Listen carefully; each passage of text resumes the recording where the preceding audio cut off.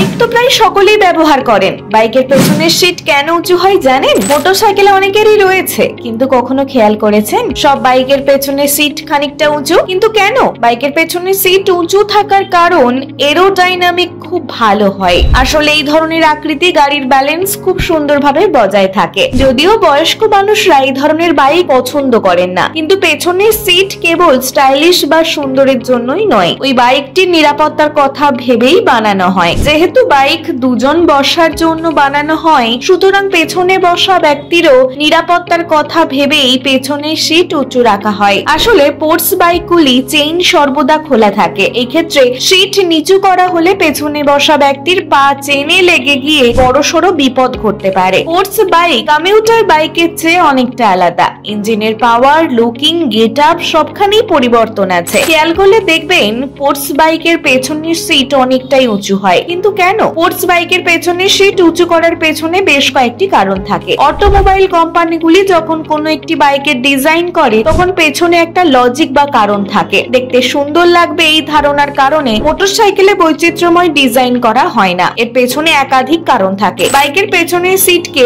Pillion seat বলে। আসলে সাধারণ বাইকের থেকে স্পোর্টস বাইকগুলোর ক্ষমতা অনেক বেশি এবং তাদের সমতা বজায় রাখার জন্যই এমনটা করা হয়। যদি স্পোর্টস বাইকগুলোর সিট সাধারণ বাইকের মতো বানানো হয়, তাহলে আগে এবং পেছনের টায়ারের খুব বেশি দূরত্ব থাকবে না, যে কারণে চালানোর সময় বাইকের ব্যালেন্স বিগড়ে যাওয়ার চান্স অনেকটাই বেড়ে যাবে এবং বড় দুর্ঘটনাও ঘটতে পারে। এছাড়াও এর সিট উঁচু করার আরো একটি কারণ হলো যে যাতে টায়ার এবং সিটের গ্যাপ থাকে। ভিডিওটি ভালো লাগলে অবশ্যই লাইক, কমেন্ট, শেয়ার করে আপডেট বাংলা পেজটি ফলো করে নিন এখনই নতুন নতুন আপডেট পেতে।